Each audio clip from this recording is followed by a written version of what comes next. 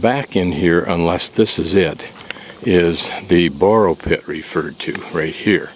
But we'll walk this trail just to see where it goes. Don't know if you can see, but right straight ahead of us is a deer standing right on the trail.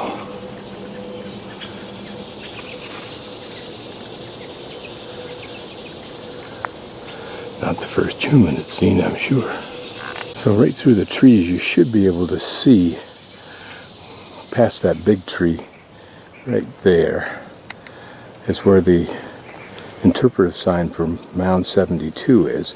So this area that I'm walking right now was this borrow pit, which is pretty large. Oftentimes they were used as dump sites later and then capped with a layer of clay. Don't know if that's the case here or not. It is a lower area than the trail we're walking on, but that could be for other reasons. Looking at this map on the other side, it looks like I can walk from Mound 72 along here and then scoot up on the trail. Goes up to this other pyramid and conical mound. Certainly the area we continue to walk around is a low area. Whether it was a borrow pit in the past, hard to tell. I think I'm way outside that dimension though. I don't think it can be that large. As I come sweeping around a corner, starting to go north again, I see these two mounds that have been left completely untouched. It's kind of interesting because it gives us an idea of how they might have looked before anybody started doing anything with there were trees growing on them. But obviously at some point in time, I think they had been cleared because otherwise trees would be growing on this one we're looking at. Now, according to my map, one of these should be, this one above my thumb, should be a typical platform, while the one over there should be conical. That certainly looks conical for burial, but this one we can't make out. Although we are, by the diagram, should be at the end of it, which may not give us that rectangular profile we're used to seeing. As I go north, we're looking back up into the nicely mown areas. But this also begins to give us a hint of the size of the city. You can be sure if those mounds are there, the limit of the city went far beyond those railroad tracks. All around this area would have been homes and other kind of infrastructure, like a large flat area surrounded by another stockade. To orientate ourselves, right there, straight ahead in the center is Mound 72. I've just walked around this area to the right. And I'm guessing that what I've just panned over, just to show it again, this depression is filled with water, even deeper than this area immediately in front of us, is part of the borrow pit. Now notice this completely flat area as I pan, but right there are those two unkempt, unrestored mounds that we looked at. And then as I pan completely around to the north, we're now back again looking at Monk's Mound. Somewhere right in there, and it may be just slightly to the right of those people that are walking to their right, our right, and to the left of that big tree, there may be the hint of a mound there right on the edge of this borrow pit.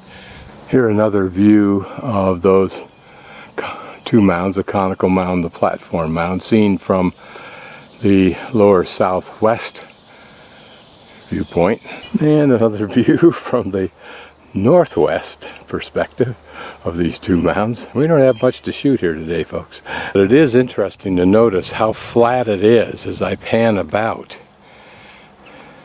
from these two mounds all the way up to Monk's Mound, which is directly behind those trees.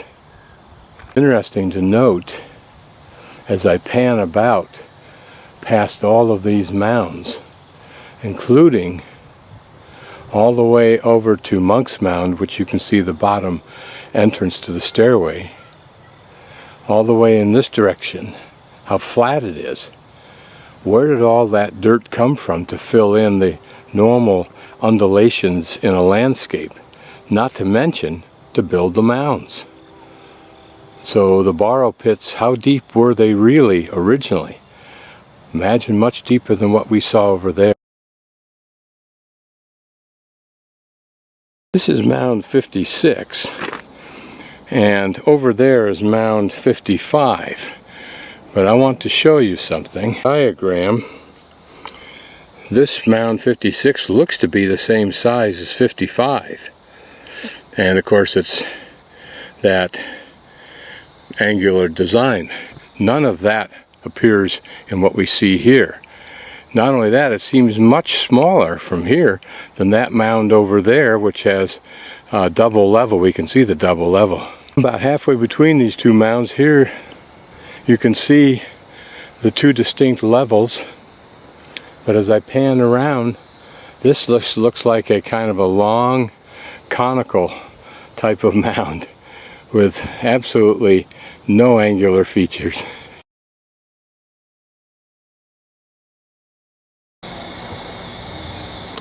So the area we've been walking by is apparently the far south end of the Grand Plaza, which looked like this. Pretty impressive stuff. We have those two mounds that we saw with the hilltop buildings, and there's Monk's Mound. So all of this would have been Grand Plaza.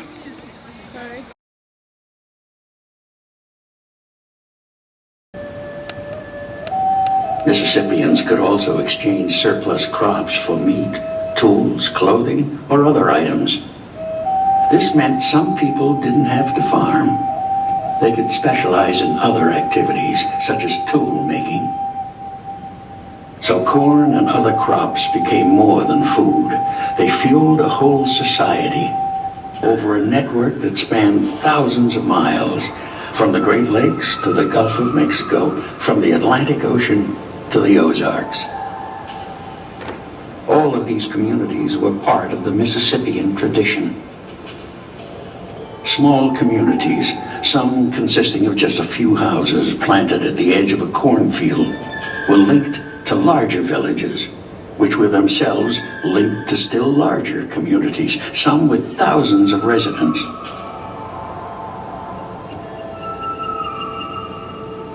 At the center of them all was Cahokia. The eye could see. Cahokia. It was the seat of power, of vitality, of wealth, of security. It prevailed for several hundred years. Cahokia. Its many parts were sited with great and deliberate precision. Each area had a function. There were enormous plazas for games, ceremonies, and great gatherings. There were miles of stockade wall protecting the central ceremonial area. There was a unique sun calendar that we call Woodhenge. There were fields of corn and other crops. There were ridge-top mounds marking the city's boundaries. There were flat-top mounds where buildings stood, and there were conical burial mounds. And there was one mound, greater than all the others, greater than any other structure in the whole Mississippian world. This great platform of earth was at the center of the community. It was the highest point and the home of the chief. From here, he ruled the earth and spoke to the sky. Service rendered to him was as to the gods. Cahokia was a busy place, bustling with human energy. The people made and used tools and other objects and buried their dead.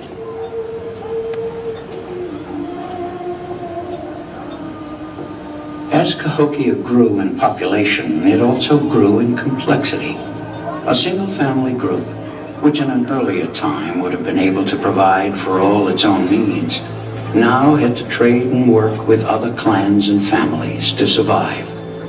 Much as in our own society, relationships extended beyond the family to weave a web of interdependence within the community.